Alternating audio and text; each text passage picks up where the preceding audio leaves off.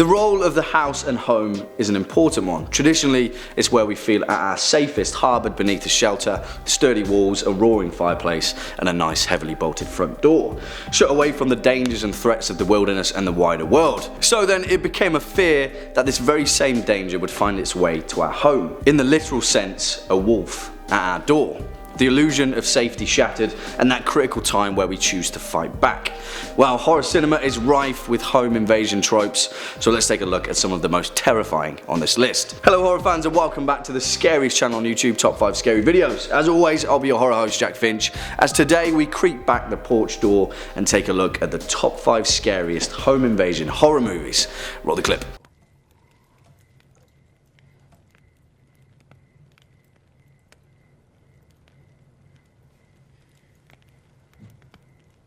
For those of you that don't know, that clip was from 2008's The Strangers, which may or not be on this list. Before we dive in though, horror fans, we've got to get the usual house rules out of the way. If you're a fan of this video, horror cinema, or just top 5 scary videos in general, then please be a dear and hit that thumbs up button, as well as that subscribe bell so you can stay up to date with our latest and greatest uploads. Also, make sure to stick around all the way to the end where I'll be reading out some of your more creative comments from the past few days. On with the show. Oh, also, quick note, Michael Haneke's Funny Games would always make this list, but I feel like I've harped on too much about it for this specific video, so consider this my standalone recommendation. Watch Funny Games, it's one of the best horror films ever made. Kicking off at number 5, Il, 2006. But tonight, your imagination isn't playing tricks. And neither are they.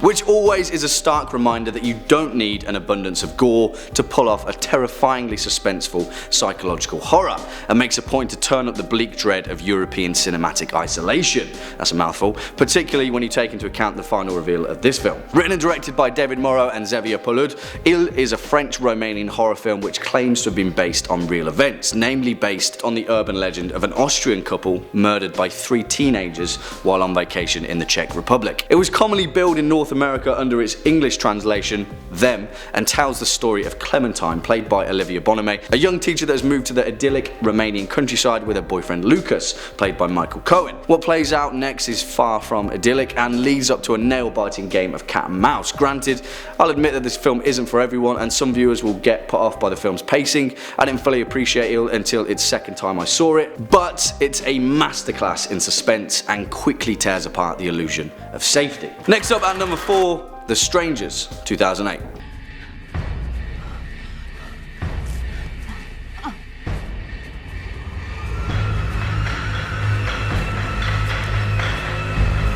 Here's the crux. Whether you thought 2008's The Strangers was a decent horror film or not, it highlighted a very important theme that would play out in the decades to come. In the 80s we had the slashers of horror legend, Halloween, Friday the 13th, the Texas Chainsaw Massacre, where several moods and motifs were commonplace. If you drank booze, took drugs, you'd end up killed by Leatherface, Jason, or Michael pretty soon. Now, in no way am I comparing The Strangers to the likes of Halloween and its ilk, but in a post 9/11 world, horror has a different game. Death isn't related to a certain behaviour. It is random. It has no meaning. Its cause and effect aren't the same as before. And that's what we get with Brian Bettino's 2008 thriller, The Strangers, summed up in the lines, "Why are you doing this to us? Because you were home." It's a different style of horror, a different league, a different sport. Successful or not, it was a demonstration that the goalposts had shifted in horror, and the monster's motivations have evolved into a completely different beast. Coming in at number 3, Hush, 2016.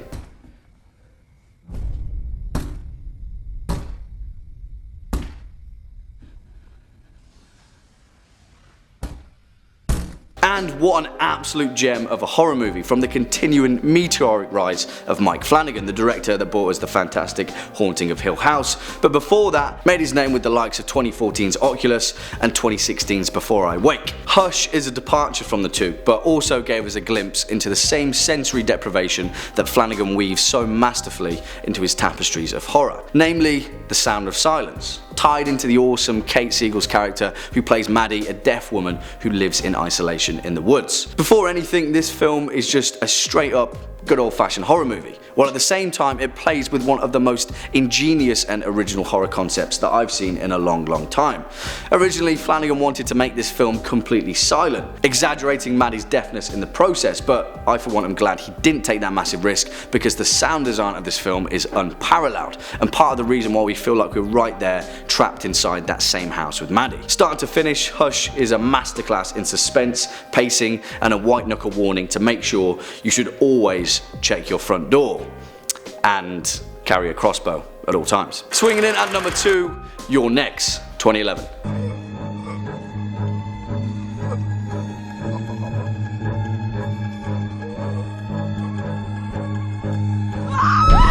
Which is probably still one of the most surprising horror films to emerge in recent times. On the surface, You're Next seemed like a stereotypical slasher carbon copy, but thankfully for all of us, it was much more than that. This film doesn't take itself seriously at all, but still manages to maintain its fresh approach to the genre by simultaneously paying homage to the horror tropes that it lays its foundations on, and also completely flipping the table and turning them all on their head. You're Next emerged in a post-The Strangers world when home invasion thrillers seemed to come along every 5 minutes, and it took a final girl named Erin to change up the playing field. Directed by Adam Wingard and written by Simon Barrett, You're Next tells the story of Erin and her boyfriend Crispian, who head out for a family reunion at his parents' vacation home in Missouri. As far as the plot is concerned, there's a few twists and turns that keep the stereotype fresh, but for the most part it's A to B home invasion horror.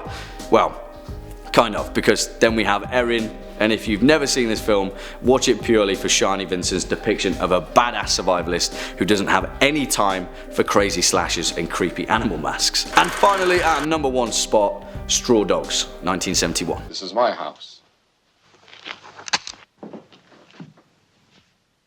Okay, come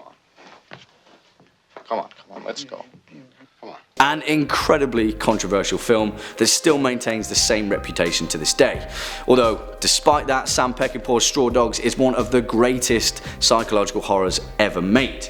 Period. Its themes sparked a massive controversy over its increasing level of violence, but compared to the barrage of hyper-violence which is commonplace nowadays, it still manages to strike a chord, actually, and more importantly, confront us with a very important question. Instead, what we're left with is a slow burning flame of a film that gradually turns up the heat like a frog in a pot of water, before realizing that it's already too late. This film is incredibly important, holding a mirror to society, which asks the question, how far can we go before the mask slips? Loosely based on the novel The Siege of Trench's Farm by Gordon Williams, Straw Dogs tells a story of David Sumner, played by the seminal Dustin Hoffman, and his wife Amy Sumner, played by the awesome Susan George, who move out to a remote village in the Cornish countryside. And that's all you need to know, really, because what plays out is a psychological tour de force of cinematic legend. Give it a watch. There's not much more I can say about Straw Dogs, just watch it. Well, unfortunately that's all we've got time for today, folks, but before we depart, let's take a look at some of your more creative comments from the past few days. The Warlock says, best horror channel next to Dead Meat. Woo! Wow, Dead Meat is like some seriously high praise. Great channel, and you're a great horror fan for being so egalitarian. Thanks, Mr. Warlock. Shazma1 says, irregardless is not a word. Well, for one, you spelt irregardless wrong, and two, yes, it is a word, and I use a controversial non-standard double negative to reinforce a hyperbolic point on a daily basis, because I'm a horror host, and that's exactly what I went to school for. Listen guys, irregardless is a word, and while we're on that matter, I pronounce H in the less RP vocalization of H, because I'm from the Midlands of England, and that's how accents work. Language is a fluid choice, grammar is a life choice. New phone, who dis? Get on with it. That's all I've got to say on the matter. Sorry about that. Sorry guys. Anyway, horror fans, cheers for sticking around all the way to the end. If you're a fan of this video, make sure to hit that thumbs up button, as well as that subscribe button, and we'll be seeing you in the next one. As per usual, I've been your horror host, Jack Finch. You've been watching Top 5 Scary Videos, and until next time, you take it easy.